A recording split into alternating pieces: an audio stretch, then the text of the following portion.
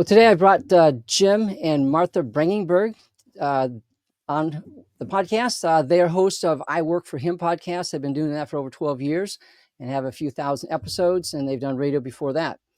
They have a passion to activate followers to live for Jesus and treat their workplace as their mission field. And they also have started the Tapestry Project, although I don't know how long that's been going. And I'll let them explain that to you later. So welcome, Jim and Martha, to the show. Thanks, David. Glad to be here. Thank you. Yeah. You've interviewed lots of people, lots of business owners. And I guess, what is one favorite way that you have seen that these people honor God in their business that you've seen? I think the coolest part is when a business owner understands that they are not a business owner, that they're a steward, and that the business was meant to do a lot more than just provide a paycheck, but that it was meant to impact a community, that it was meant to impact everybody connected, that the faith of the business owner was meant to not only impact the customers, but also the vendors and the employees, and be a blessing to their family, and also be a blessing to the community. When we see a business owner that gets that's the purpose, that's amazing. Okay, very good. Martha, do you have one too, or is that Well, it? I think very similarly, but also really in my heart, just when we see somebody living out, loving their neighbor and realizing that their neighbor at work is the person that they're rubbing shoulders with, that they're doing a project with, that they're serving as in customer service or whatever they may be doing, that they look at it, that it's not just a nighttime and weekend neighbor that they live next door to. It's the neighbor in their workplace. And that's just powerful. Yep, and that's neat, because most of us spend most of our time at work. Not even at home or asleep. Where most of our time is at home. So yeah, get that through our head. We can have great ministry. Very good. Mm-hmm. So take me a few minutes. How did you guys get into podcasting or the radio ministry? And you've been doing it for a long time. What started you down that road? It's just a God thing. When we realized when we turned 40, all of a sudden somebody had brought to our attention that our work mattered to God. We had spent the first 20 years of our marriage, the first 20 years of our work lives, frustrated with the fact that we had felt a call to ministry, but also felt a call to run businesses. And when we realized that business we were running was really a call to ministry, that was our mission field, that set us loose, but it also enabled us to see that, wow, there's a lot of business owners struggling with this. And so God was churning something in us. And between 2006 and 2012, we prayed often that God would show us. We knew he was churning something in us that had to do with business. We asked that God would show us what he wants us to do by giving us a name for whatever it is we were going to do. And in 2012, he gave us I Work for Him. And it was, and I said that night, I said, Lord, I get how I can mentor and disciple 4 or 5 Christian business guys, but how do you challenge thousands of people? Because this is like an epidemic in Christianity where Christian business people separate their faith from their work. And about 90 days later, I was speaking to a group of people in Tampa Bay right before we launched the Christian Chamber of Commerce in Tampa, about 5 ways to incorporate your faith in your workplace. And that was the day we launched I Work for Him on the radio, because I sat down in the room next to the only lady I didn't know. And she goes, Jim, I have a Christian radio station, and I really think you should talk about that on the radio. So that was February of 2013, and we went on the air in April of 2013 and have been releasing at least once a week or multiple days a week ever since then. But it was driven by a passion to challenge every workplace believer, not just business people, to let their faith impact their daily workplace.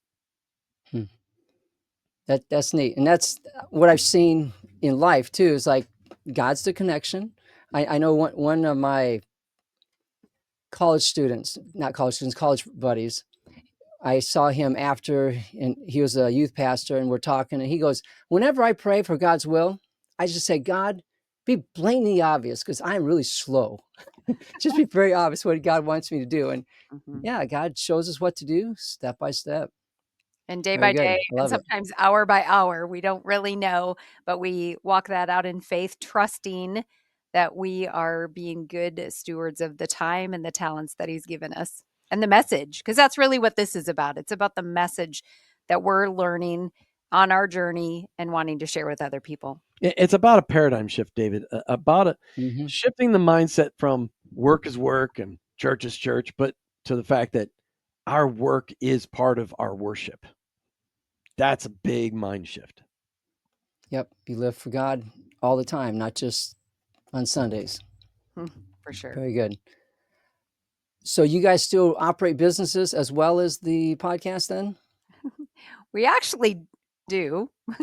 Okay. I'm kind of laughing because, it's funny on all of our journey, when you said at the very beginning and you were asking, like, how did you get into this? I'm like, well, it's really God's fault. No, it's God's plan. We're just walking it out. But we are kind of finding ourselves back in the practitioner space of doing some stuff locally, renovating buildings and starting businesses locally that help in the area of flourishing. And so we are doing that. Again, we didn't really sit down and go, well, what's this 10-year plan and what is this going to Yep. look like? But God just keeps opening doors and we just keep walking through them. So for a long time, we were running a full-time business and doing 5 days a week, an hour a day of live radio, and that was not sustainable. So at a point, we had to say, okay, Lord, you're showing us that we can't do any of this well if we're doing all of it. So we had to surrender the consulting business that we had at the time and say, okay, we're all in, and went all in with I Work for Him, and slowly have been moving back into some entrepreneurial stuff because it's in our blood. And there's no better way than to be a practitioner. When you're walking it out yourself, it's a whole lot easier to talk about it. Oh yeah. Oh yeah. Because I understand that. Yeah. You start struggling with the same things. I know there's people at work when I start my new job. They tell me this is how things are because of XYZ. I believe them, but after about 6 months, I see why.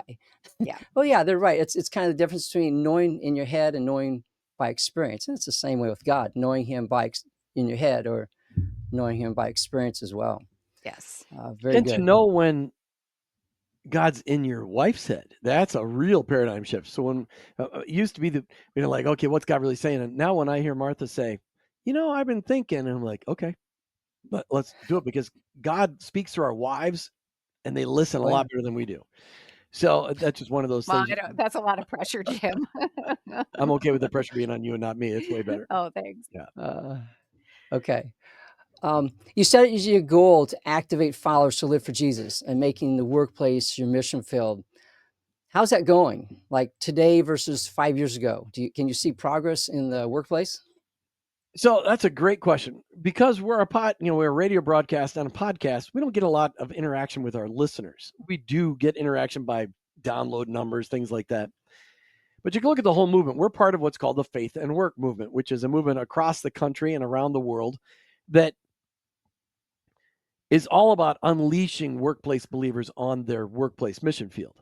So what we could see is that when we first went on the air 12 years ago, there were 2 podcasts talking about this, and there were 2 radio shows.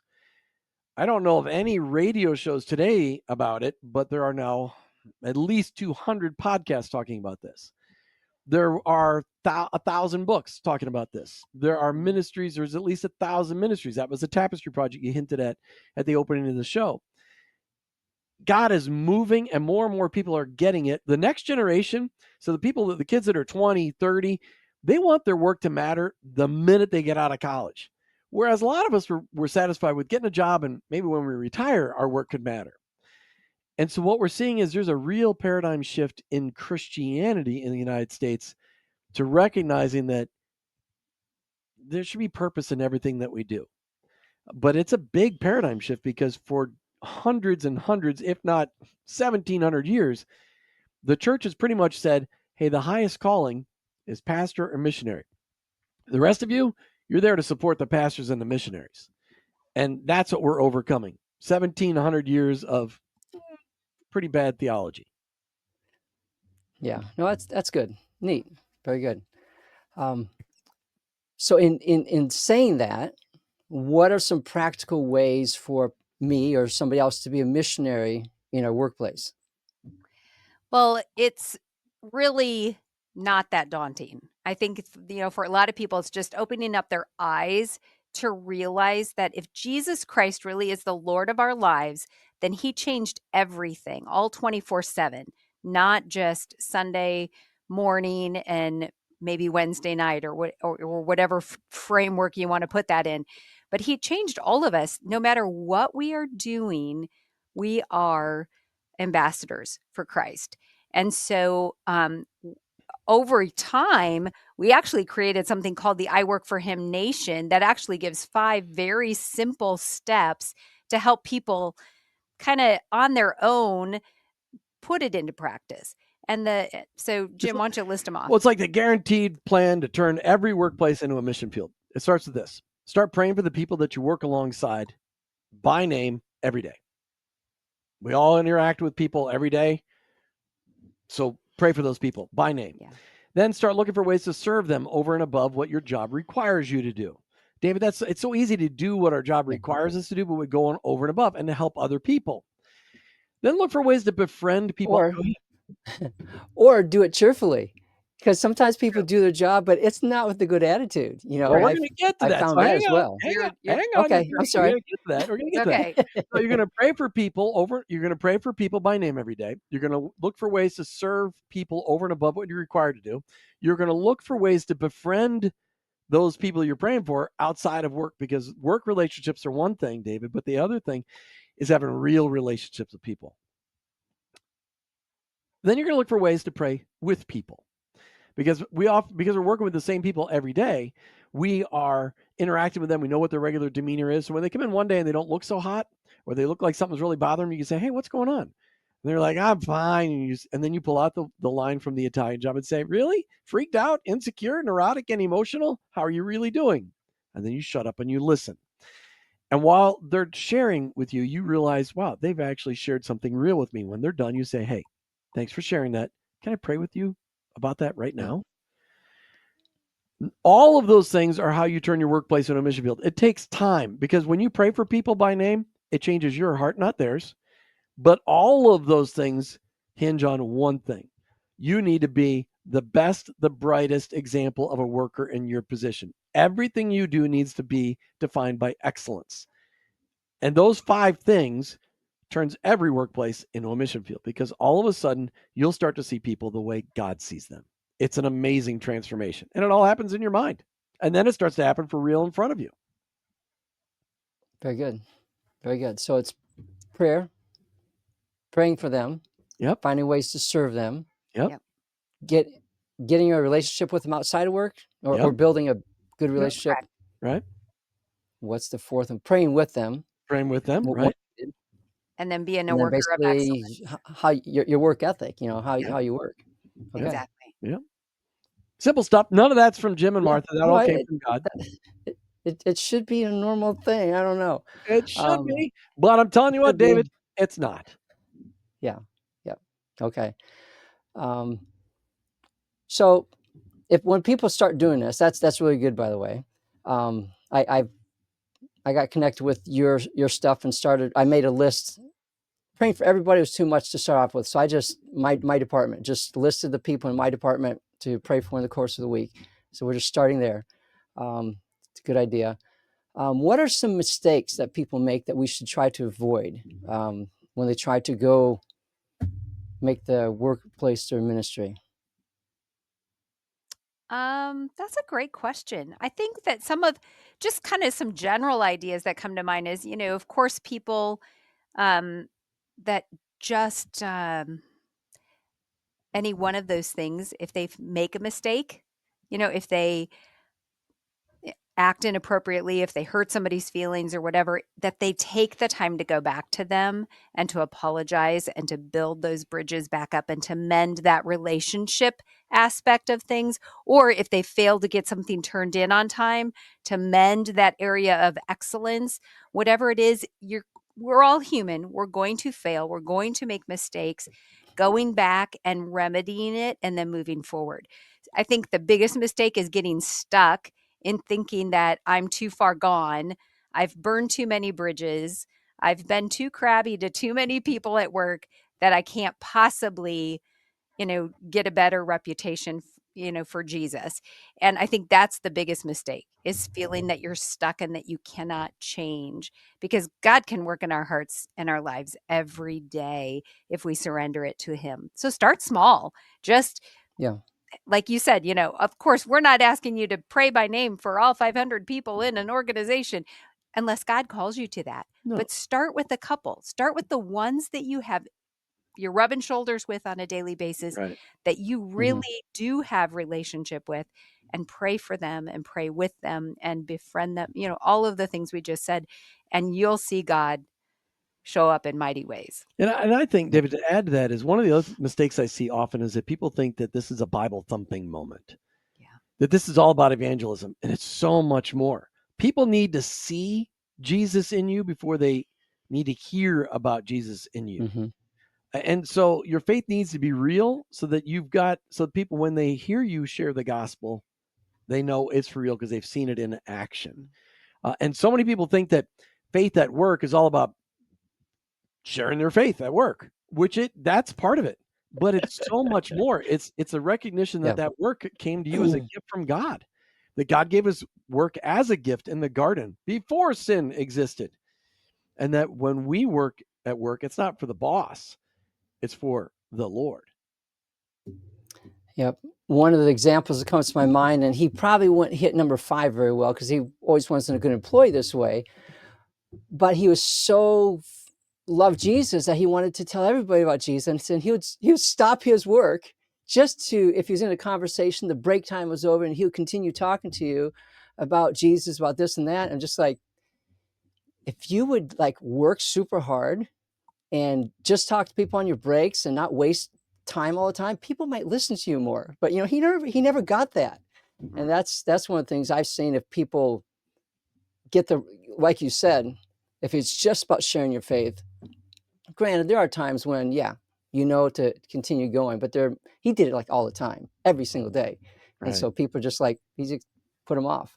Yeah. So, and that doesn't work. Anyway, that's not how we're going to attract people to the gospel. He tried, but there's a couple interesting characters there. Tapestry Project. Tell me more about the Tapestry Project. It sounds really cool. Well, have you ever looked at a beautiful tapestry that's hanging on the walls, whether it be in a museum or in somebody's home? The reality is the back side of it has a whole bunch of threads that are knotted and strung in different ways, and they're pretty messy. And it's amazing of what the front of the tapestry can look like in that situation. And that is what we have seen as the overarching. God kind of gave us a bird's eye view of all of the people that are really speaking into the faith and work conversation. And what we all see as looking very messy, and it's like there's people in Seattle, there's people in all over the place, there's digital, there's virtual, there's in person, all these different things. God said, I am making a beautiful tapestry out of all of this.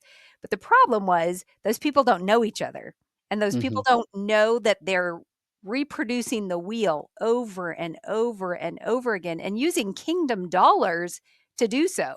Right? So God just really laid it on our heart to say, okay, you've met all these people, you've learned about organizations that are speaking into this space. Start to organize it, not into an organization, but into a format where people can actually find other people in their state or in their area or in their expertise or in their industry that can help them befriend each other so that they could then have conversations, because we believe in the kingdom, we are not there to compete, but to complete. And so in order to do that, you have to know who each other is. And so the Tapestry Project has really started at that level of organizing it in a format so that people can actually even just say who's out there, because we look so often we're in silos. And we're doing the work that God's called us to do, and I'm just going to stay focused and focus on this. But what you don't realize is that some friend in some other city has spent a year writing some curriculum that you could use if you knew that it was out there and available, instead of spending your time rewriting something that you maybe don't feel called to do, but you think it's needed. And so that's really the beginning of the tapestry. And then we have high hopes for some future phases of it that just haven't happened yet. Jim, if you want to kind of share. Well, one of the goals is to then start connecting these people very intentionally, but to do an interview with every ministry leader to have them share their mission, and then be able to have somebody, hey, I want to connect you to David Schmidt from Redeeming Business Today. Here's David's story. Listen to it before you call David or reach out to David via email. And that would be a great resource to get out there to help people network, almost not like LinkedIn, because LinkedIn doesn't have videos, but to be able to say, hey, before you spend time for half an hour on a phone call with David, you should hear his heart. Maybe Like a there's virtual telephone book almost. well, yeah, but Yeah. it gives you a chance to get to know these people. That's just going to take some money to be able to do those kinds of things.